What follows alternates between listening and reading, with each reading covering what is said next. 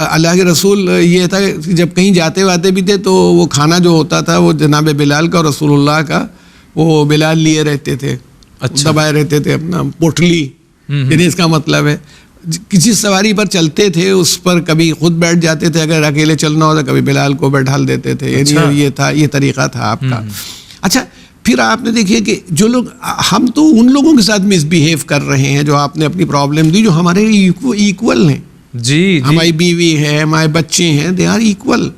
अच्छा, हमें उनके ऊपर इख्तिदार दिया गया। जब हम 5 या 6 आदमियों के ऊपर हमें थोड़ा सा सुपरवाइजरी पावर था, हम ठीक से इंसाफ नहीं कर पाए, तो अगर हमें एक स्टेट दे दी जाए तब क्या हाल तो हमारा क्या हाल होगा, हम किस पोजीशन पर हो। अल्लाह के रसूल ने जनाब फातिमा ज़हरा सलामुल्लाह अलैहा को एक कनीज़त दी थी सन 7 हिजरी में तकरीबन, जी आपकी शहादत के 2-3 साल कबल आपने अता फरमाई। तो मगर उसके साथ भी, अच्छा कनीज़ भी जो थी जनाब फिज़ा भी वो नीग्रेस थी, जी सियाह फाम थी, वो ऐसा नहीं था कि इधर की थी। अच्छा, भी वो नेचुरली के जो स्टैंडर्ड जनाब फ़ातिमा का इल्म के हिसाब से था, हसब व नसब के एतबार से था, पोजीशन के एतबार से था, रसूलुल्लाह की बेटी हैं, आज भी आपके मुकाबले में कोई नहीं खड़ा हो सकता जी ये। मगर अल्लाह के रसूल ने क्या बात फरमाई, देखो एक दिन घर का काम तुम करना और एक दिन ये करेगी, यानी ये नहीं कि ये तो एक्सप्लॉयटेशन ना होने पाए।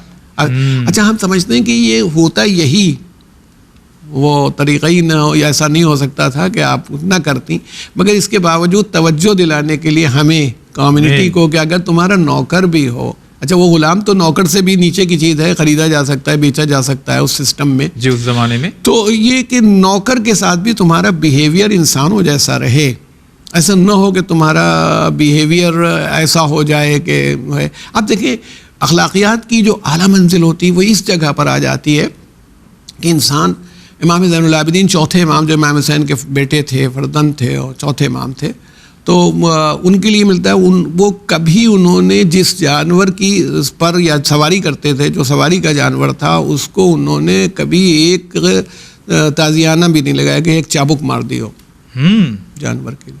अच्छा, रसूलुल्लाह सल्लल्लाहु अलैहि वसल्लम के अखलाकियात पे जानवर ही पे याद आया कि भाई जानवर तो उसके साथ जो बिहेवियर होता है उससे जानवर आपकी मोहब्बत का अंदाज़ा करता है।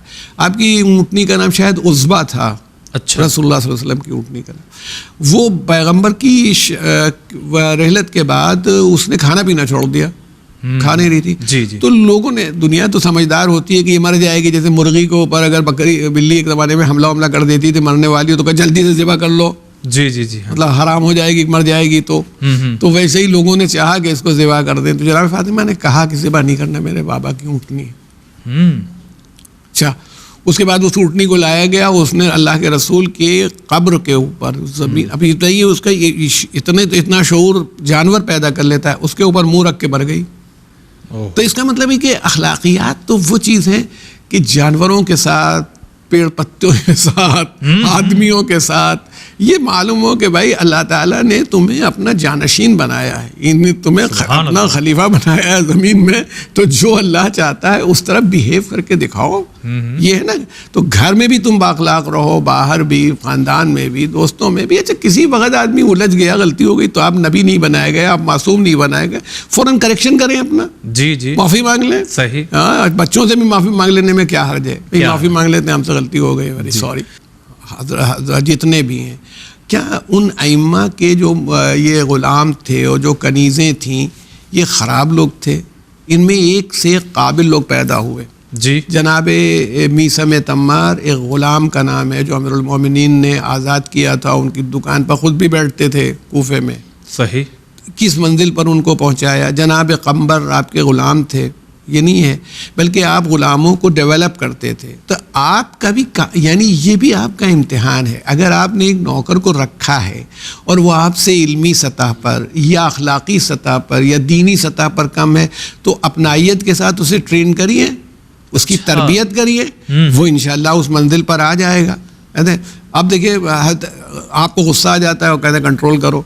अमीरुल मोमिनीन के ज़माने में मिलता है मैं तो हैरत ज़दा रह जाता हूँ कि गर्मी का ज़माना था, आप कुछ वर्क कर रहे थे कूफे में अपने, आपने वो जो बाहर बैठा हुआ होगा, वो आपका ग़ुलाम था, वो बैठा हुआ था, आपने उसको आवाज़ दी, एक मरतबा वो नहीं बोला, दूसरी तीन बार, तो आप उठ के आए देखने के है कि क्या हुआ इसको, अच्छा। तो देखा बैठा हुआ है, कहा तुमने मेरी आवाज़ नहीं सुनी?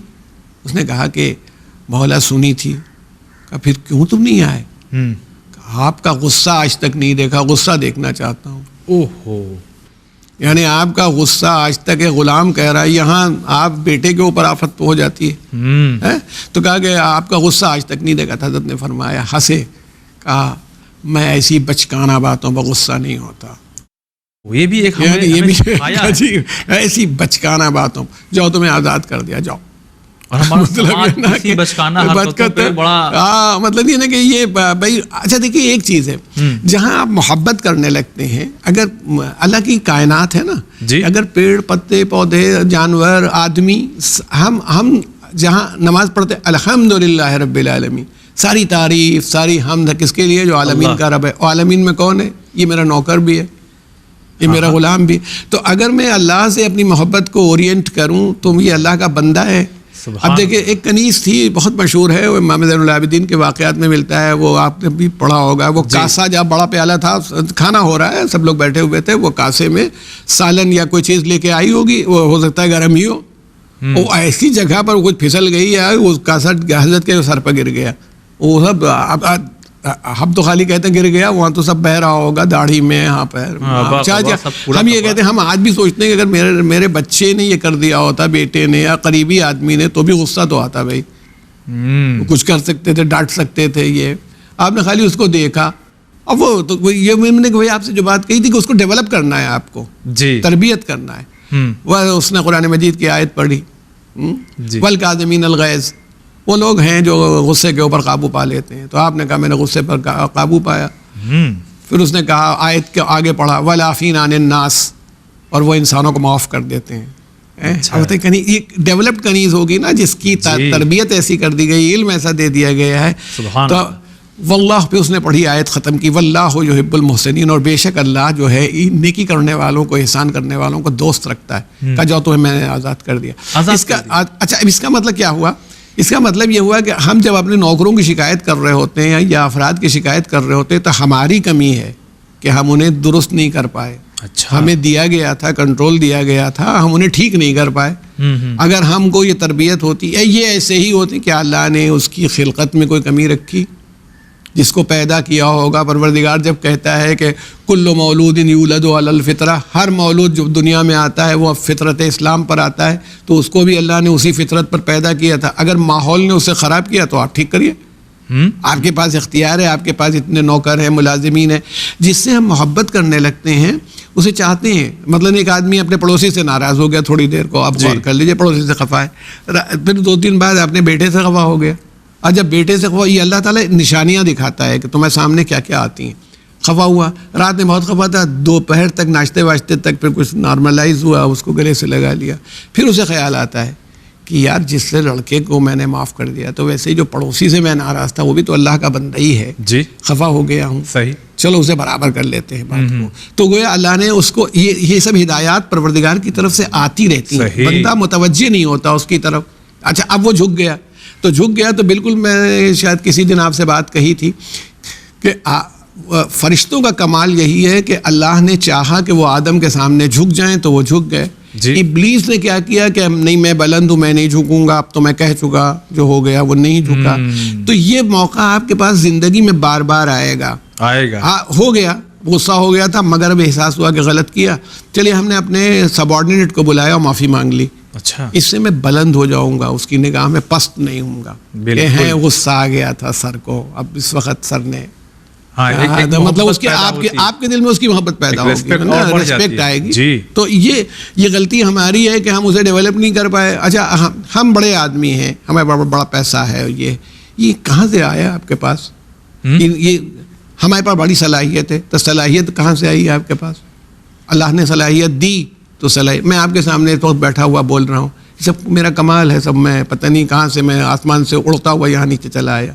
अल्लाह ताला ने पता नहीं कितने एहसानात किए होंगे, कैसे माँ बाप दिए, कैसा माहौल दिया, कैसी तालीम दी, कैसे मौके दिए, इन सब के बाद है। तो ये कोई गुरूर और घमंड करने की जगह नहीं है, ये शुक्र करने की जगह है कि हमको ये अपॉर्चुनिटी मिली है। सुभान अल्लाह। अगर आपको 25 आदमियों पर बॉस बनाया गया है तो आप इस पर अल्लाह का शुक्र अदा कीजिए, वरना आप नीचे वाले पियन भी हो सकते थे।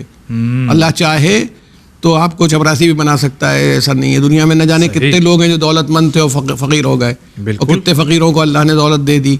वही जनाब यूसुफ जो गुलाम थे बाद में अजीज़ मिस्र हुए। सही। तो इसलिए जुलेखा की जितनी जिल्लत हुई बाद में अल्लाह ने माफ़ फरमा दिया, वो एक दूसरी बात है, लेकिन इतनी बड़ी खातून जो बिल्कुल नंबर 2 पर जो रही हो मिस्र में, तो जब अल्लाह चाहता है इज्जत देता है और जब चाहता है जिल्लत देता है। तो इसलिए मैं ये कह रहा हूँ कि जो बॉस हैं आपके, कोई भी हो, हमारे पास भी कुछ ना कोई अथॉरिटी होती है, तो हमें लिहाज करना चाहिए दूसरों का, और यही हमारा कमाल होगा कि हम किस मंजिल पर हैं। जितना बाखलाक होते चले जाएंगे उतने ही बुलंद होते चले जाएंगे। और शायद हमारे अखलाक के ज़रिए जो हमारे वर्कर हैं, जो दूसरे मज़ाहिब के हैं, वो हमारी इन्हीं चीज़ों को देख करके, हाँ नहीं देखिए ना, वो हम ये कह रहे हैं, चलिए वो अभी अल्लाह हिदायत करेगा उनकी जैसे है, कम से कम जिन अच्छाइयों में है उनमें तो वो आपका साथ देंगे, आपको सपोर्ट कर रहे होंगे कि आप एक माशरे को और माहौल को बना रहे हैं, तो उस माशरे में वो हम बनेंगे, वैसा माहौल बनेगा और आपकी वर्किंग बेहतर होगी, चाहे वो ऑफिस में हो, चाहे कंपनी में हो, चाहे मिल में हो, चाहे घर में हो, चाहे मस्जिद में हो, तो वो हर जगह बनेगा। अच्छा देखिए, जो लोग अच्छे अखलाक का मुजाहरा करते हैं या बाखलाक होते हैं, उनके करीब लोग बहुत आते हैं, बिल्कुल आते हैं।